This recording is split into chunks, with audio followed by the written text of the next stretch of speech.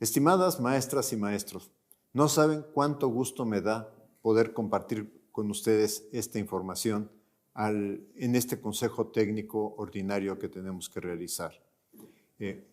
Uno de los retos que tenemos en este momento es acercarnos al plan de estudios 2022 que está aprobado y ver cómo vamos a poderlo llevar adelante. En primer lugar, quisiera decir cuáles son las razones por las que tenemos que cambiar la escuela. La escuela que conocemos es heredera del proyecto pedagógico que se formó en el siglo XIX. Así era la escuela de nuestros bisabuelos, abuelos, padres, hijos y nietos. O sea, si cerramos los ojos, prácticamente nada más vamos a ver vestimentas distintas en los salones de clase. Mantiene, por lo tanto, esa estructura del salón de clases, esa estructura hecha fundamentalmente para que haya un pizarrón al frente y para que el profesor tenga su escritorio y desde ahí hable. Insiste en un plan de estudios organizados por materias, un plan de estudios que todos conocemos porque así lo llevamos, donde se respetan los contenidos, donde la lógica de la disciplina es muy importante, pero sobre todo que hay dificultades para aprender los temas, porque estos temas, en estricto sentido, no se vinculan con la realidad. ¿Por qué queremos una escuela diferente? Por razones compensatorias. La investigación muestra una distancia entre contenidos escolares y la realidad social y cultural de los alumnos. El cambio es el principio de avanzar hacia una escuela justa, compensatoria, crítica, emancipadora. Quienes no están en la escuela, quienes han huido de la escuela, quienes decidieron no seguir en la escuela, fueron fundamentalmente porque la escuela los expulsó, porque el sistema educativo los expulsó al no reconocer su potencial y de alguna manera están fuera porque se castigaron sus debilidades para poder acoplarse a lo que la escuela se supone que tiene que lograr. También tenemos que cambiar por una serie de razones pedagógicas y didácticas. Existe un debate pedagógico nacional e internacional muy vivo, muy significativo, y podríamos decir que este plan de estudios es la primera ocasión en que retoma a fondo temas pedagógicos, porque en el siglo XX la psicología desplazó a la didáctica. La psicología logró explicaciones sobre procesos de aprendizaje, y estos son importantes, pero se desplazó el entender cuáles son los procesos y cuáles son los procesos de formación que tiene que tener la escuela. También estamos buscando romper con las lógicas que siguieron otros cambios curriculares en donde se seguían las pautas que los organismos internacionales establecen a través de sus investigaciones. Pautas que tienen sus fundamentos, pero que reconozcamos son inadecuadas para el caso mexicano. El proyecto que estamos presentando constituye una propuesta de mayor profundidad a la impulsada por Torres Bodet en los años 60 del siglo pasado. Todos reconocemos el plan de estudios de 11 años, el plan de estudios por áreas de conocimiento, no por materias, los libros de texto gratuito, el desayuno escolar. En todos estos temas, México en ese momento fue un referente en América Latina. Y de alguna manera, con este proyecto curricular, buscamos que vuelva a ser un referente. Y también porque necesitamos romper con el proyecto de formar para la unidad nacional, que supone que hay una mexicanidad y que al mismo tiempo desconoce, descalifica las diversas formas de ser mexicano, las diversas culturas que forman identidades mexicanas en un sentido amplio. Transformar este plan de estudios reconoce que nosotros los docentes somos profesionales de la formación y del aprendizaje y que como todos profesional tenemos autonomía que de hecho hemos ejercido para trabajar con nuestros estudiantes y capacidad de tomar decisiones fundamentadas sobre aquello que hacemos con los estudiantes. El plan de estudios instaura, y este es un elemento central, una vinculación escuela, comunidad, territorio. Reconoce que cada escuela es única, que no hay dos escuelas iguales, que cada escuela tiene sus circunstancias y sus procesos y sus problemas. En ese sentido, la escuela está en un contexto específico. Que la escuela requiere vincularse de otra manera con la comunidad para impulsar sus valores, para analizarlos críticamente en algún momento en que estos valores de la comunidad se contradigan lo que nosotros estamos buscando de una buena democracia, de un buen ciudadano.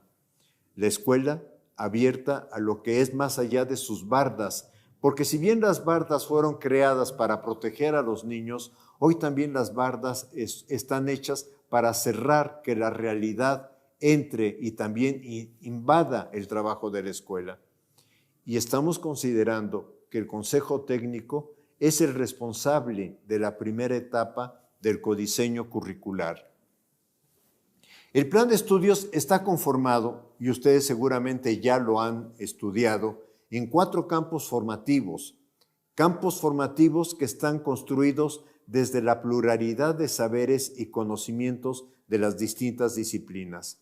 No los voy a leer porque ustedes los tienen ahí enfrente, y al mismo tiempo está armado con 7 ejes articuladores. Estos 7 ejes son rasgos humanos de formación ciudadana democrática. Lo único que pudiera yo expresar, que quizá en esta lámina no logro presentar en forma adecuada, es que si bien en los campos formativos hay que trabajar saberes que proceden de distintas disciplinas, no todos los ejes, inclusión, pensamiento crítico, interculturalidad crítica, igualdad de género, etcétera, no todos esos ejes hay que expresarlos en cada etapa, en cada proyecto que desarrollemos a partir del análisis del campo formativo. Necesitamos también transformar nuestro concepto de alumno y de alumna. Esto es, ayudar a que se rompa el rol que históricamente el niño, la niña, el adolescente asume en la escuela. ¿Cuál es ese rol? Todos lo conocemos. Escuchar la clase y tomar apuntes. Escuchar al profesor y estudiar solamente aquello que él considera que va a formar parte del examen o de la calificación. Hacer ejercicios, llenar planas, trabajar el libro de texto según lo determine el docente. ¿Qué es lo que nos ha faltado? ¿Cuál ha sido el gran error de nuestra escuela? No ayudar al alumno a que se pregunte qué quiere aprender. El aprendizaje tiene que ser algo de él, no incluso de que hablemos de motivación, no. El aprendizaje tiene que responder a ¿para qué quiero aprender algo? Y esto va a llevar muchísimo esfuerzo de nosotros y de las familias, por supuesto, y de la sociedad para que el alumno empiece a preguntarse ¿qué quiero aprender? Y entonces esto ayudará a que no trabajen solo por aquello que se califica en la escuela. Necesitamos transformar el concepto evaluación, calificación, evaluación formativa. Yo diría que en México y en el mundo se confunde evaluación con calificación y se considera que la evaluación sumativa y que los portafolios de evidencias y que las rúbricas y que todo esto hacen la evaluación. Yo diría, hagamos una distinción clara que el plan de estudios establece. La calificación clasifica, no ayuda a mejorar. Los números o las mediciones que se hacen en las pruebas estandarizadas no logran reflejar lo complejo de un proceso como es el aprendizaje. ¿Qué es la calificación? El resultado de presentar determinadas evidencias necesarias. Pueden ser tareas, ejercicios, reporte de proyecto o en secundaria el reporte de un laboratorio, exámenes periódicos murales, representaciones en la comunidad o cualquier otra actividad que podamos considerar que refleja el aprendizaje. La calificación es una necesidad del sistema educativo. No surgió, y esto me parece muy importante insistirlo, surgió en el siglo XIX, cuando se establecieron los sistemas nacionales de educación, pero no surgió ni desde la pedagogía ni desde la didáctica. Este es un tema que tenemos que trabajar con cierto cuidado. Tenemos que buscar cómo logramos establecer una evaluación formativa. Yo aquí sigo mucho la didáctica francesa y en ella se plantea que la finalidad de la evaluación formativa es retroalimentar. Pero una cosa muy importante, que el punto de partida es que el sujeto logre autorreflexionar sobre lo que está haciendo, autoanalizarse. El riesgo de la evaluación formativa es rigidizarla, porque al rigidizarla, al ponerle formatos, lo que vamos a hacer es impedir que fluya. Por eso el autor que estoy siguiendo, Scallon, propone impulsar mecanismos informales. Y esto va a ser un reto para ustedes, porque son ustedes los que tienen que construir con sus alumnos esos mecanismos informales. Por eso buscamos evitar una sobrecarga de acciones para realizarla. Evitar sanciones a partir de lo que el estudiante diga como evaluación formativa. Y por eso la evaluación formativa, como criterio que plantea este autor, necesita asumir una dimensión personal. Necesitamos un tema que va a ser complicadísimo, pero que tenemos que empezar a trabajar en él, que es cómo avanzar en colaborar en que los padres de familia, los tutores y la sociedad empiecen a considerar de otra manera lo que tiene que hacer la escuela. La relación escuela-comunidad-territorio involucra a los padres de familia. Los padres de familia y tutores ingresaron a la escuela en la pandemia. Ahora cuidemos que no se retiren de la escuela, que sigan apoyando. Y esto implica que nos pueden colaborar para ir identificando aquellos problemas que se encuentran en el entorno de la escuela, sea el mercado, sea el tránsito a la escuela, sea la siembra o en los medios. Esto es lo que puedan los padres de familia decir de lo que se publica, de lo que se dice sobre un determinado tema. Podría ser sobre la guerra Rusia-Ucrania, podría ser sobre la contaminación en determinadas ciudades, sobre los problemas del agua, etc. Y en algún caso, si los padres de familia cuentan con datos, lo que pueden encontrar en WhatsApp que pueda ayudar a la escuela.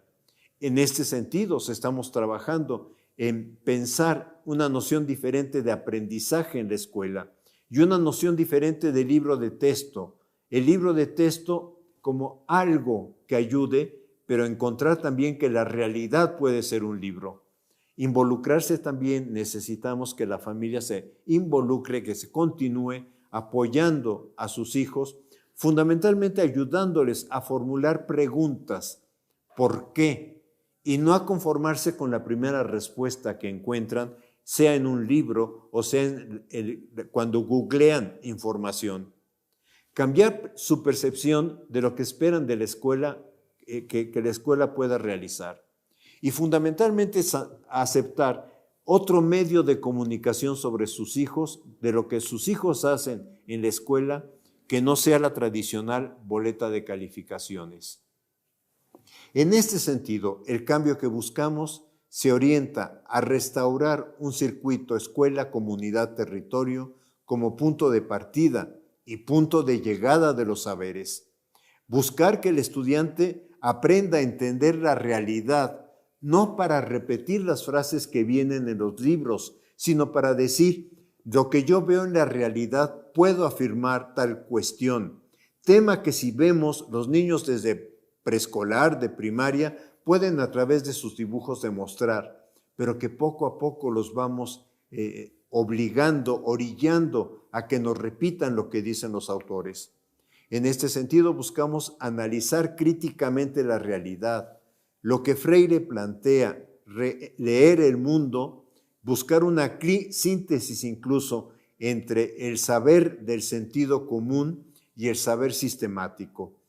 No es que neguemos el sentido común, pero puede ser el punto de partida, bien sea para fortalecer o para argumentar este es lo que se afirma a través del sentido común, o bien sea para contradecirlo y encontrar que hay otras explicaciones mucho más abarcativas, mucho más explicativas que la que el sujeto tiene en ese momento.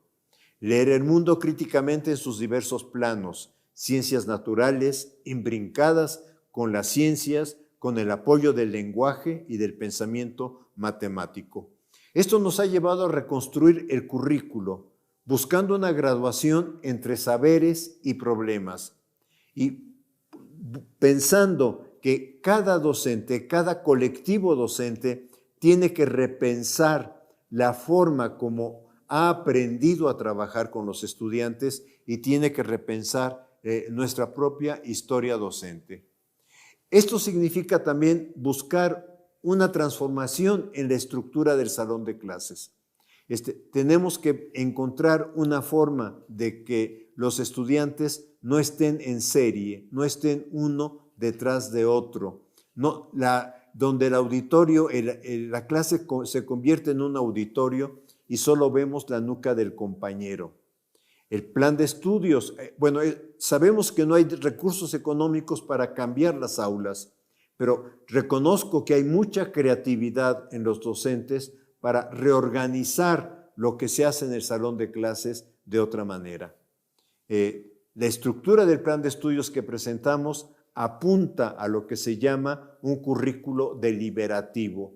¿Por qué deliberativo? Lo trato de presentar en la parte inferior que está más en café con curvas rojas, porque la SEP da una orientación que es el plan de estudios, pero esta orientación que no puede definir lo que pasa en cada escuela, las condiciones de cada escuela, que no puede definir qué puede hacer cada uno del más de 1 millón de maestros que tiene este país, tiene que pasar a ser leído, a ser interpretado por el colectivo docente en el Consejo Técnico Escolar. Y que en este proceso de interpretación, de reconocimiento de cuáles son los problemas del contexto escolar, cuáles son las situaciones de los alumnos, el colectivo docente vaya armando los proyectos de trabajo que tenga que realizar entre un consejo técnico y otro. A esto le estamos llamando currículo deliberativo, codiseño curricular. De esta manera, el codiseño se inicia en esta reflexión que hace el consejo técnico, que le permite planear por proyectos cada etapa, elegir los problemas eje que considere para ir avanzando hacia el programa analítico, cuya primera etapa se hace en el consejo técnico. Posteriormente, cada docente va a enriquecer esos proyectos interpretándolos, adecuándolos a la realidad de su grupo escolar, incorporando contenidos que consideren relevantes. También tenemos que ir desarrollando experimentaciones en nuestra práctica para ir complementando el programa analítico. Posteriormente, estos elementos nos ayudarán a retroalimentar el plan de estudios. Entonces, el plan de estudios yo diría que está concebido como una dialéctica de arriba a abajo. La SEP hace la orientación, pero también esperamos con mucha, expectativa, esto que puede ser el currículo de abajo arriba, esto que ustedes pueden aportar diciendo estas partes curriculares tienen que completarse, tienen que construirse, tienen que reconstruirse de acuerdo a nuestra experiencia. En este sentido, yo diría que estamos armando un proyecto curricular abierto. En esta idea de reconocer el profesionalismo de los docentes, aparece también el concepto de autonomía profesional del docente. Quiero decir una cosa, cuando un cirujano entra a un quirófano, no encuentra una lista que diga, si usted va a hacer una cirugía del aparato digestivo, los pasos que tiene que seguir son estos. Pero si enfrente dice, si va a hacer la cirugía de corazón, los pasos a seguir son estos. El cirujano tiene autonomía para tomar decisiones y esto es lo que queremos reconocer en el trabajo colectivo del Consejo Técnico Escolar, en la academia de docentes o en lo que realicen los docentes, para que puedan analizar y discutir los temas que consideren fundamentales del plan de estudios, para que puedan discutir también cuál es el contexto de su comunidad donde está la escuela y qué retos tiene que afrontar, porque no necesariamente todo lo que rodea la escuela, hablemos de alcoholismo, hablemos de drogas, hablemos de otro tipo de situaciones de la escuela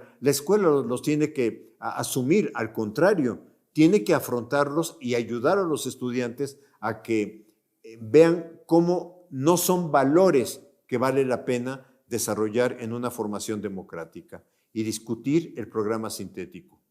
En este programa colectivo del Consejo Técnico se inicia el codiseño curricular, que es la primera etapa del programa analítico. Esto es, el Consejo Técnico selecciona en sus discusiones los temas relevantes que afectan a la comunidad y analiza cómo los puede vincular con el programa sintético. Y de ahí elige o sugiere algunos proyectos viables a realizar entre un consejo técnico y el siguiente. En su caso también puede reordenar los contenidos e incluso estamos pensando que puede integrar otros contenidos que emerjan del contexto donde está la escuela al programa sintético. Muy claramente lo entendemos con las comunidades que tienen una lengua originaria, pero no solamente se circunscribe a estas situaciones. El Consejo Técnico posteriormente, en un siguiente consejo, tendrá que analizar, valorar lo que se pudo realizar, los problemas y dificultades del trabajo que enfrentaron y de alguna manera proyectar el trabajo para el siguiente Consejo Técnico. Ya con estos elementos, el docente requiere completar el codiseño curricular en función de las condiciones de su grupo escolar. En este sentido, pensamos, al docente le corresponde hacer la planeación de su secuencia didáctica e integrar en esta secuencia algunas ideas para la evaluación formativa y lo que estoy denominando aquí los entregables para la calificación. Este es un intento de diagramar lo que estamos pensando en este momento para la tercera fase, que como ustedes saben es primero y segundo de primaria. Es, por una parte, en la parte inferior de este arbolito se encuentran algunos problemas, no los problemas, en esto quiero enfatizar, algunos problemas que nosotros estamos pensando como ejemplificación de lo que puede tomar como base el trabajo que van a hacer ustedes en el Consejo Técnico, que puede ser de la familia, de salud y alimentación, de violencia o paz, el cambio climático, el agua, la violencia, los derechos, pero insisto, son ejemplos, no son los problemas, y en esto sí quisiera ser enfático. Y tenemos tres grandes ámbitos disciplinares en los que hay que avanzar, que son los lenguajes, y en este caso es lectoescritura, donde tenemos que iniciar, que puede ser en lengua originaria o en lengua de señas o en lengua o en el español, obviamente. Un acercamiento a la cultura, por eso se coloca aquí familia, pero en realidad la cultura primera que tiene el alumno es aquella que lo rodea, es lo que está en torno de su escuela. Hay algún autor que dice, es que a veces buscamos hacer visitas a 5 kilómetros, a 10 kilómetros, a 20 kilómetros de la escuela y ni siquiera se conoce qué es lo que está rodeando la escuela. Y eso son las formas de ropa, las formas de vestimenta, las artesanías, etc.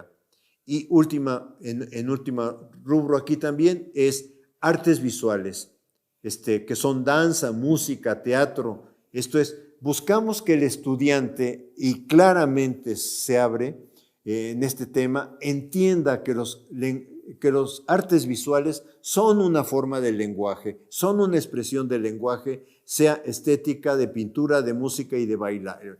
Lo que intenta, lo que rodea el árbol es como ir diciendo, tenemos que ir construyendo el proyecto de trabajo, articulando estos saberes, articulándolo de alguna manera en que vayamos avanzando en torno a ellos. Aquí está un ejemplo también, ejemplo no es la definición del programa sintético de saberes y pensamiento científico. Aquí se ve con más claridad en el tronco del árbol pensamiento matemático y pensamiento científico. Vemos un ámbito de temas, cuerpo humano, salud, alimentación, animales y plantas. Vemos los problemas. Aquí quedó un poquito más claro, por ejemplo, en pensamiento matemático para el primero y segundo de primaria, ordenar, series, conteos, operaciones básicas, figura geométrica, etc. O sea, pero son ejemplificaciones de lo que de alguna forma tienen que construir. Como todo ejemplo, como todo intento de diagramar, tiene sus limitaciones. Esta es una propuesta de un modelo dinámico de planeación didáctica.